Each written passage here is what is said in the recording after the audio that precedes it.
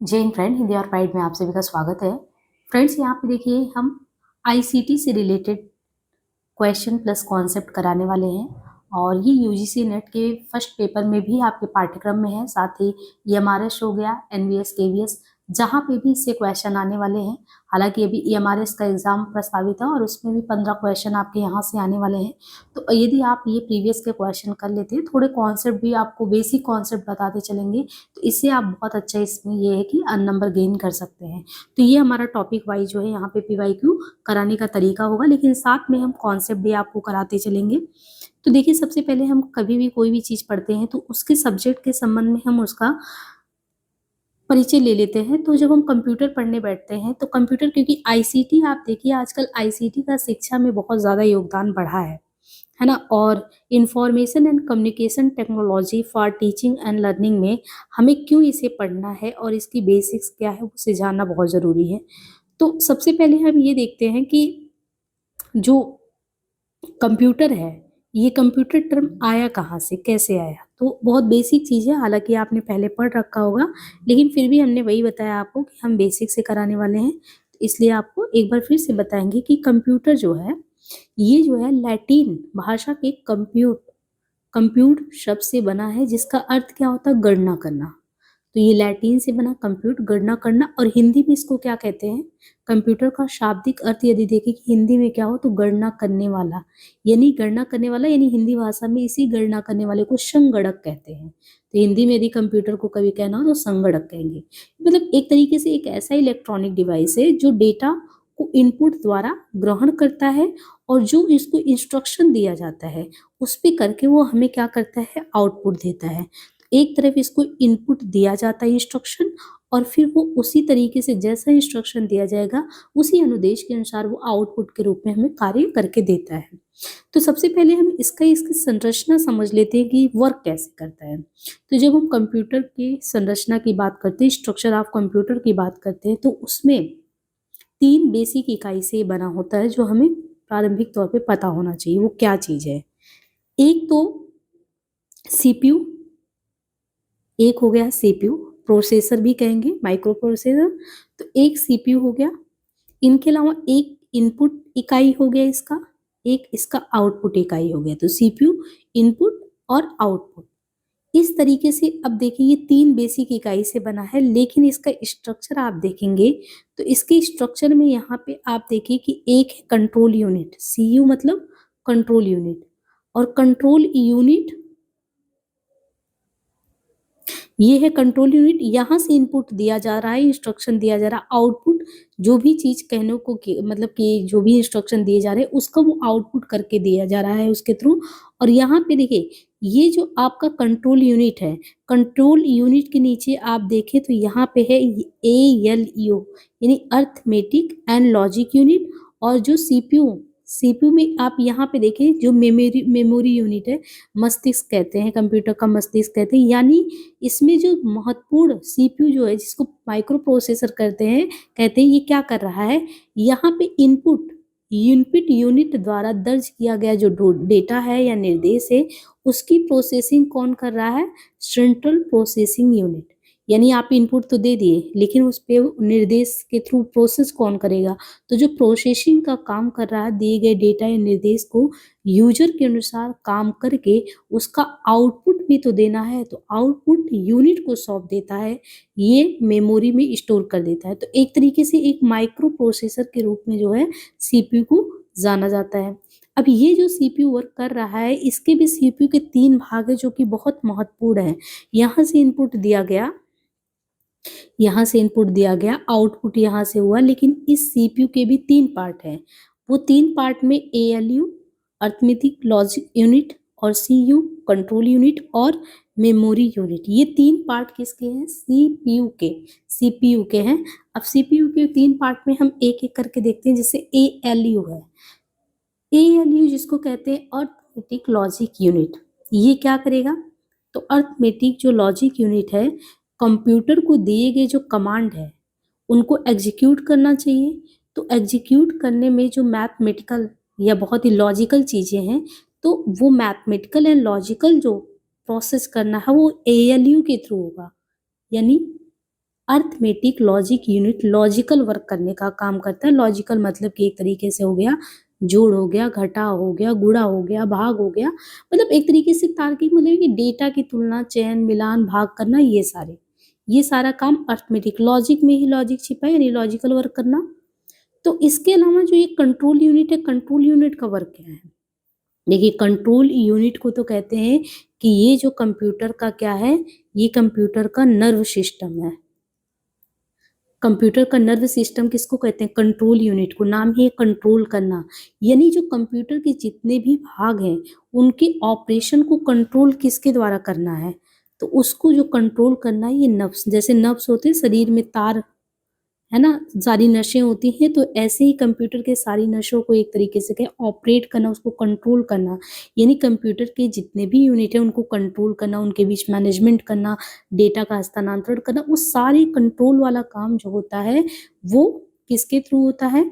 ALU और memory के बीच, ALU और मेमोरी के बीच जितने काम प्रोसेस को कंट्रोल को करना होता है तो कंट्रोल यूनिट उस चीज़ को मैनेज करता है।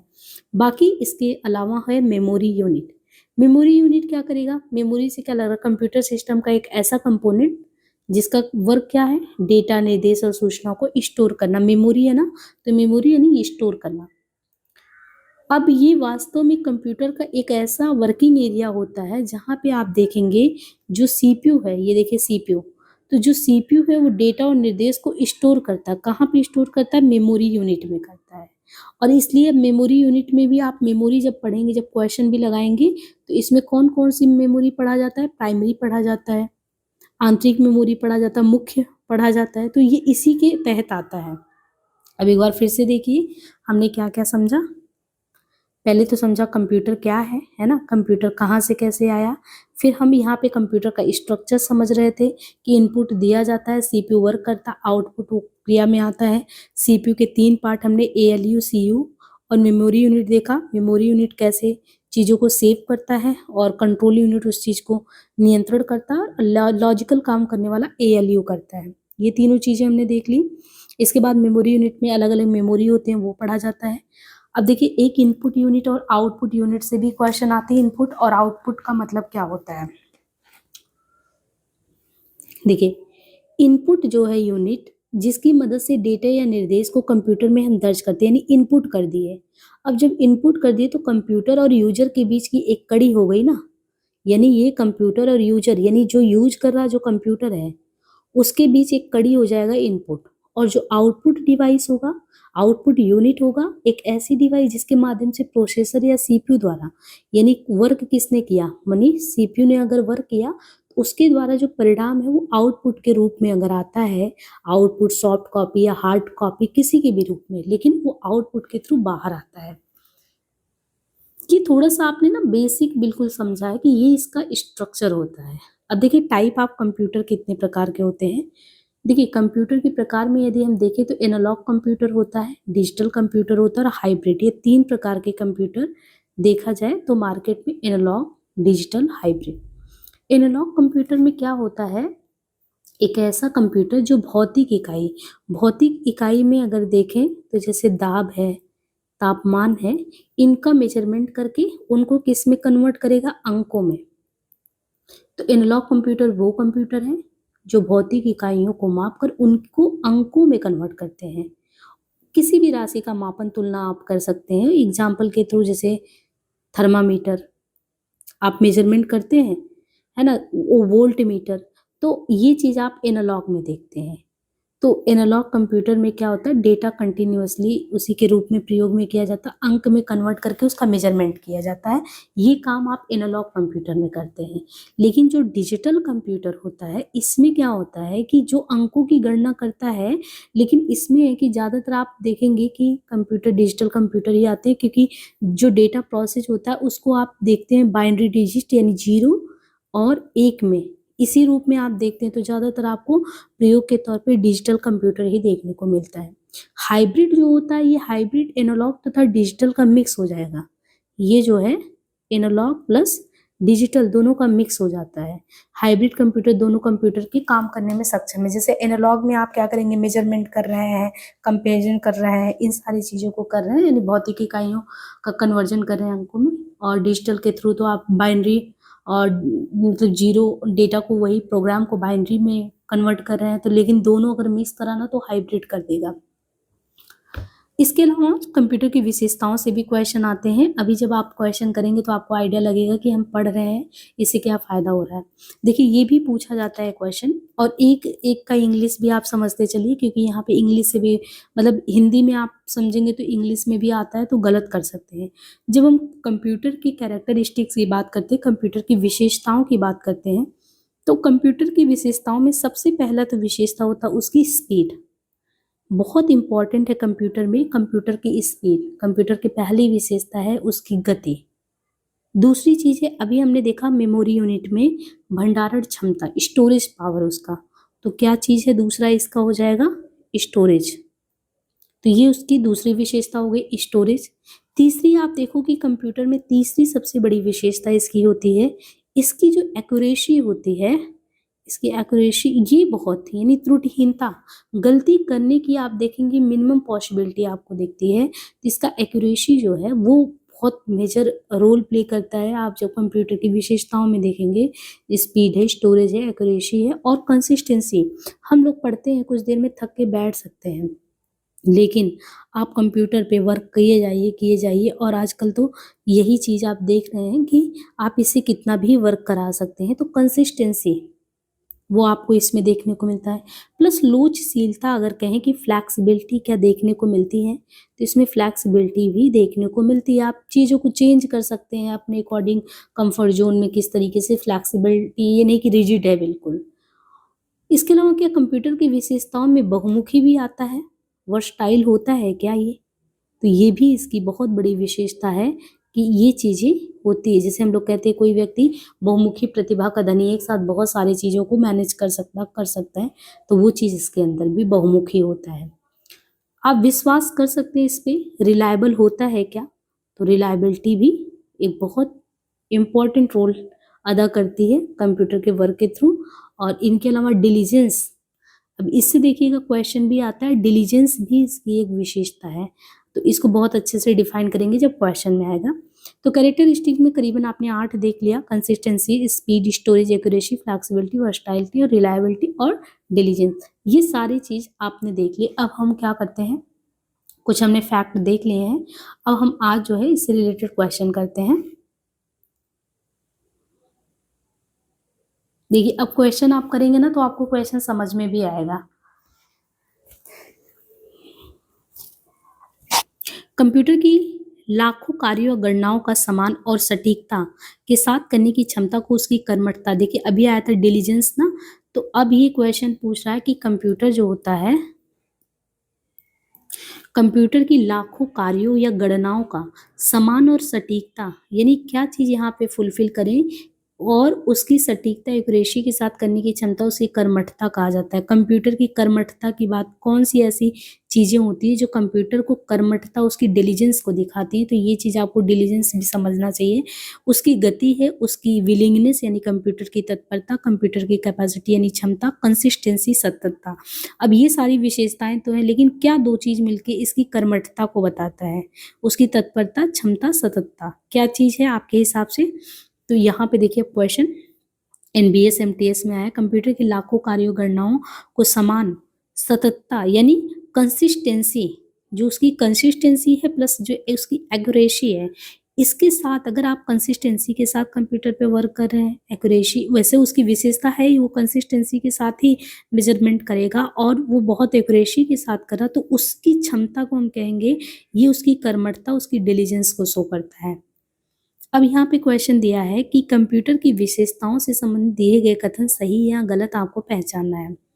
कंप्यूटर के संबंध में ऑटोमेशन कह रहा है कि ऑटोमेशन कंप्यूटर की एक विशेष सुविधा है, स्पेशल फीचर है ऑटोमेशन। दूसरी चीज़ है कि अभी हमने रिलायबिलिटी की बात की थी, उसकी विश्वसनीयता की। तो क्या विश्वसनीयता जो कंप्यूटर का है, उससे मतलब है कि डेटा के समान सेट के लिए लगातार परिणाम देने की क्षमता, यानी लगातार आपको उसकी रिलायबिलिटी इतनी है कि आपको अकॉर्डिंग टू जितना भी आप वो एक तरीके से कमांड दे रहे हैं, उसके अकॉर्डिंग वो आउटपुट दे रहा है, ये चीज़ें। तो दोनों में आप देखें, दोनों ही सही है। एक तो कंप्यूटर ऑटोमेशन व्यवस्था है, कंप्यूटर सभी कामों को स्वचालित रूप से करता था, तो बिना किसी मानवीय, स्वचालित ऑटोमेशन का मतलब मानवीय हस्तक्षेप के कार्यों के बिना वो कर सकता है, उसके अंदर वो क्षमता वो करता है। और रिलायबिलिटी, कंप्यूटर विश्वसनीय होता है क्योंकि ये डेटा के समान सेट के लिए लगातार परिणाम देता है, अर्थात यदि हम इनपुट का एक ही सेट कितनी बार भी दे दें तो हमें समान परिणाम ही मिलता है। निम्नलिखित में से कौन सी कंप्यूटर सिस्टम की मान्य विशेषताएं नहीं है? मान्य विशेषता, अभी हमने सारी 8 विशेषताएं देखी हैं। तो वहाँ पे आईक्यू देखिए, ये आईक्यू क्या, कंप्यूटर में आईक्यू नहीं होता है, बौद्धिक स्तर। दूसरा, कंप्यूटर की अकाउंटेबिलिटी। तीसरा, उसकी बहुउपयोगिता, वर्सैटिलिटी और डिलीजेंस। इसमें से बताना कौन सी कंप्यूटर की विशेषता नहीं है। बहुउपयोगिता देखा था हमने, डिलीजेंस देखा था कि नहीं, जवाबदेही और बौद्धिक स्तर। तो देखिए कंप्यूटर में एक चीज आपको नोटिस करना है, वो आपके प्रति जवाबदेही है, जैसे एक मानव ने काम किया फिर आपने उसको डांटा, कुछ भी। लेकिन बौद्धिक स्तर, आईक्यू और जवाबदेही कंप्यूटर सिस्टम की मान्य विशेषताओं में नहीं आता। बहुउपयोगिता उसकी बात हमने देखी थी, कर्मठता भी देखा था उसका कि हाँ ये सब है उसकी विशेषताओं में। दिए गए कथनों के सही गलत होने का निर्धारण करना है। कंप्यूटर की विभिन्न प्रकार के कार्यों को समान सटीकता और दक्षता के साथ, अब देखिए ये क्वेश्चन उससे अलग है, डिलीजेंस वाला क्वेश्चन आगे भी आया था, लेकिन इसको ध्यान से पढ़िए। इसने कहा कि कर्मठता तो डिलीजेंस और उसकी जो है मतलब क्षमता, इसके साथ करने की क्षमता डिलीजेंस कहलाती है, ठीक। दूसरा ये कह रहा है कंप्यूटर की जो वर्सटैलिटी यानी बहुउपयोगिता है, वो विशेषता ये सुनिश्चित करता है कि कंप्यूटर को कोई थकान नहीं होता और एकाग्रता की कमी महसूस नहीं होता, वो काम करने ही जाता है। तो हमने बहुउपयोगिता मतलब बहुमुखी प्रतिभा के धनी को एकाग्रता से जोड़ने की बात करा। आपको इसमें राइट और रॉन्ग चूज करना। तो पहला वाला क्वेश्चन आपने आगे देख लिया था, लेकिन ये थकान या एकाग्रता वाला अगर आप देखेंगे तो ये आपको क्या कर रहा है, कंफ्यूज कर रहा है। देखिए पहली चीज तो हमें वहां पे बारीकी से ध्यान रखना है कि उसने कहा कि कंप्यूटर की सटीकता है ना, उसकी सटीकता और दक्षता के साथ वो काम करेगा, तो उसकी क्षमता एक्यूरेसी या एफिशिएंसी कहलाएगी, ना कि डिलीजेंस। अब ये चीज आप कैसे समझेंगे, जब हमने यहाँ पे क्वेश्चन किया तो हमने देखा यहाँ पे ये क्वेश्चन हम गलत कर सकते हैं। कर्मठता कहला रहा है कि कंसिस्टेंसी और प्लस उसकी एक्यूरेसी, अगर कंप्यूटर बहुत कंसिस्टेंस होके काम किए जा रहा है और उतनी ही एक्यूरेसी मेंटेन कर रहा है, तो वो उसकी डिलीजेंस को शो कर रहा है। और दूसरा यहाँ पे विकल्प दिया है जो आपको कंफ्यूज करने के लिए दिया है, इसमें कह रहा है कि एक्यूरेसी तो ठीक है, लेकिन एक्यूरेसी के साथ उसकी दक्षता के साथ कार्य करने की क्षमता, यहाँ कंसिस्टेंसी नहीं दिया है, यहाँ सटीकता और दक्षता दिया है। और फिर कह रहा है कि सटीकता और दक्षता के साथ काम करने की क्षमता एक्यूरेसी या एफिशिएंसी कहलाता है, ना कि डिलीजेंस कहलाता है। और ये गलत हो गया। बाकी वर्सटाइल या बहुउपयोगिता नामक विशेषता सुनिश्चित करता है कि कंप्यूटर को कोई थकान या एकाग्रता की कमी महसूस नहीं होती। ये भी कथन गलत है। क्यों? क्योंकि बहुउपयोगिता का मतलब ये नहीं होता है, बल्कि ये होता है कि कई क्षेत्रों में वो एक साथ काम करने की क्षमता रखता है कि नहीं रखता है। और बाकी अगर कंप्यूटर को कोई थकान या एकाग्रता की कमी महसूस ना हो तो इसको बल्कि डिलीजेंस कहेंगे। अब देखिए डिलीजेंस वाला ऊपर हमने देखा उसकी परिभाषा कि कंटिन्यूअस उस चीज को चाहिए, है ना। अभी यहाँ पे देखिए कंप्यूटर के संबंध में क्या क्या है। अगर कोई कंप्यूटर सतत वर्क कर रहा है और एक्यूरेसी के साथ कर रहा है, बिना थके कर रहा है, वो उसकी कर्मठता डिलीजेंस को शो कर रहा है। तो इस तरीके से देखिए क्वेश्चन आगे पीछे वही रिपीट होते हैं, बस ये है हमको अगर कॉन्सेप्ट समझ में आए तो क्वेश्चन नहीं गलत होंगे। कंप्यूटर किसी इंसान की तुलना में बहुत तेज गति से काम करता है। कंप्यूटर की इस विशेषता को इस नाम से भी जाना जाता है। देखिए कंप्यूटर किसी इंसान की तुलना में तो बहुत तेज गति से काम करेगा, नो डाउट। इस विशेषता को हम क्या कहेंगे? उसकी एफिशिएंसी, उसकी एक्यूरेसी, उसकी डिलीजेंस, उसकी वर्सेटैलिटी। बहुत तेजी से मनुष्य की तुलना आप कंप्यूटर से कर रहे हैं तो वो उसकी दक्षता को शो करेगा। कंप्यूटर अगर किसी इंसान से तुलना कर रहे हो और बहुत तेजी से काम कर रहा है तो वो उसकी दक्षता को शो कर रहा है। उसकी दक्षता यानी उसकी एफिशिएंसी को शो करा। एक इंसान के लिए बिना एकाग्रता खोए अगर कहें कि लगातार वो घंटों काम करे तो मुश्किल है, लेकिन कंप्यूटर के साथ ये गेम नहीं है। कंप्यूटर एकाग्रता नहीं खोते हैं और बिना कोई त्रुटि के ये घंटों काम कर सकते हैं। तो ये इसकी दक्षता है। विशेषताओं में हमने गति, सटीकता, दक्षता, नम्यता, आंकड़ा भंडारण क्षमता ये सभी देखा। कौन सी विशेषता कंप्यूटर की बहुमुखी विशेषता को निरूपित करता है कि कंप्यूटर जो है बहुत वर्सटाइल होता है। अगर वो बिना थके काम कर रहा घंटों, बड़ी मात्रा में डेटा को कलेक्ट कर रहा है, स्टोर कर रहा है, काम में सटीकता है, एक साथ बहुत सा काम कर रहा है। अब यहाँ पे बहुमुखी वर्सटाइल की बात किया है तो अभी ये क्वेश्चन लगभग हम लोग समझ ही लिए हैं कि एक ही समय में एक ही सटीकता दक्षता के साथ अगर बहुत सा काम कर पा रहा है तो उसकी बहुमुखी क्षमता है, उसकी बहुमुखी विशेषता है वो। फिर से डिलीजेंस यानी अध्यवसाय। निम्नलिखित में से कौन सी विशेषता कंप्यूटर की अध्यवसाय डिलीजेंस विशेषता को दर्शाती है? बिना थके या निरस्ता से घंटे काम करता है, एक साथ बहुत सा काम कर पाता है, भारी मात्रा में डेटा संग्रहित करने में सक्षम होता है, तेज गति से काम करता है। तो एक तो सबसे बड़ी बात है डिलीजेंस में एक्यूरेसी, कंटिन्यूअस वो काम किए जा रहा है और बिना थके काम किया जा रहा है, यही उसकी डिलीजेंस को शो करता है। अध्यवसाय यानी कंप्यूटर में अनगिनत कार्य या गणनाओं को करने के लिए अगर निरंतरता है और दूसरी बात सटीकता भी है और लगातार बिना थके घंटों काम कर रहा है, ये उसकी डिलीजेंस को शो करता है। निम्नलिखित में से सीपीयू, अब यहाँ पे हमने देखना है सीपीयू के हमने देखे थे 3 पार्ट। एयू देख लिया था, है ना, मेमोरी यूनिट देख लिया था, एएलयू देखा था। तो ये हमें देखना है सीपीयू का पूरा नाम क्या है। जब हमने इनपुट आउटपुट मेमोरी यूनिट के थ्रू कैसे पूरे कंप्यूटर की संरचना को, स्ट्रक्चर को देखा था, तो उसमें सीपीयू बहुत अहम था। अब सीपीयू यानी सेंट्रल प्रोसेसिंग यूनिट जो है, इसका फुल फॉर्म सीधे सीधे पूछ लिया है तो अगर आप रटे हैं तो सेंट्रल प्रोसेसिंग यूनिट जो है बता देंगे। इसी को कंप्यूटर का ब्रेन भी कहते हैं और ये कंप्यूटर डिवाइस से क्या करता है, इनपुट लेता है, यानी जो ब्रेन है वो इनपुट लेता है। क्योंकि हमने ये भी बताया था कि जो यूजर होता है तो यूजर जो है इनपुट जो दिया जाता है तभी तो आउटपुट आता है, लेकिन वो गुजरता कहाँ से, कंप्यूटर के ब्रेन से। ये कंप्यूटर डिवाइस से डेटा इनपुट लेता है, फिर इसको प्रोसेस करता है सेंट्रल प्रोसेसिंग यूनिट और वांछित आउटपुट देता है। और हमने देखा इसके 3 भाग हैं, एक मेमोरी यूनिट है, एक कंट्रोल यूनिट है। तो मेमोरी यूनिट हो गया, control unit, ALU arithmetic logic unit. किसी भी कंप्यूटर सिस्टम का ब्रेन क्या होता है? अभी हमने देख लिया कि ब्रेन क्या होता है। सेंट्रल प्रोसेसिंग यूनिट को भी प्रोसेसर कहते हैं और यानी सेंट्रल प्रोसेसिंग यूनिट को प्रोसेसर कहते हैं। एक इलेक्ट्रॉनिक माइक्रोचिप है। मतलब सीपीयू क्या है? सीपीयू एक इलेक्ट्रॉनिक माइक्रोचिप है जो डेटा को इंफॉर्मेशन में बदलते हुए प्रोसेस करता है। डेटा है उसको इंफॉर्मेशन में बदलते हुए प्रोसेस करता है, इसे कंप्यूटर का ब्रेन कहते हैं। ये कंप्यूटर के सभी कार्यों को कंट्रोल करता है तथा इनपुट को आउटपुट में कन्वर्ट करता है, रूपांतरित करता है। इनमें से किस सॉफ्टवेयर का उपयोग फाइल की सामग्री को कंप्रेस करके आकार को कम किया जाता है? यानी आप देखिए कोई फाइल बहुत बड़ी है या बहुत एमबी की है, जैसे हम लोग फोटो वगैरह को कंप्रेस करके, कि वो होता नहीं पेपर में जब आप फॉर्म फिल करते हैं कि कितने एमबी का होना चाहिए, इससे ज़्यादा एमबी का नहीं होना चाहिए, तो आप उसको कंप्रेस तो करते हैं क्योंकि वो फाइल बड़ी होती। तो ये पूछा जा रहा है इसमें से कि इनमें से कौन सा सॉफ्टवेयर है जिसका उपयोग आप फाइल की सामग्री को कंप्रेस करके आकार को कम करने के लिए करते हैं? Adobe Acrobat reader, MCAFFE, notepad है, विनजिप है। तो इसमें देखिए ये कौन है? विनजिप। विनजिप सॉफ्टवेयर जो होता है, विनजिप सॉफ्टवेयर का उपयोग फाइल की सामग्री को कंप्रेस करते हैं, WinZip. Adobe Adobe Acrobat reader जो होता है सॉफ्टवेयर पीडीएफ फाइल को मैनेज करता है। तो Adobe Acrobat reader software PDF को मैनेज करता है फाइल को।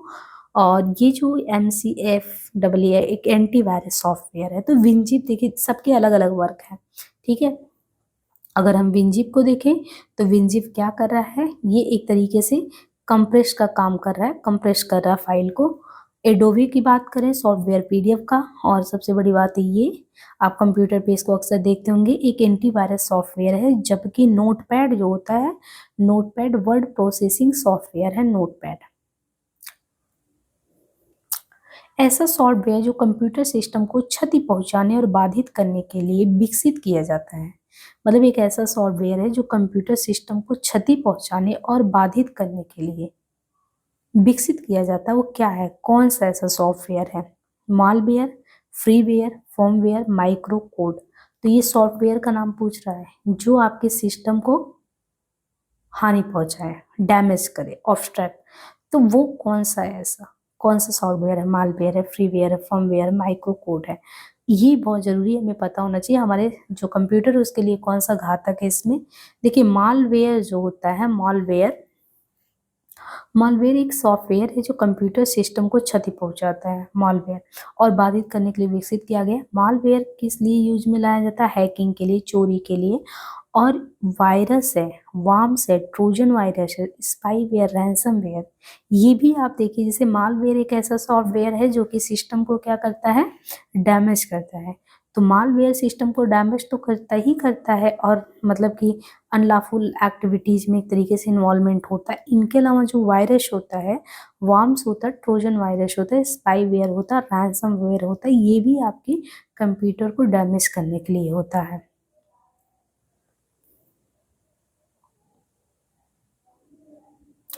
क्या कहते हैं जिसका स्रोत कोड पब्लिक के लिए मुक्त खुली हो तथा जिसका निर्माण ऐसा कोई भी व्यक्ति कर सकता जो कि इसमें फेर बदल करने का इच्छुक हो?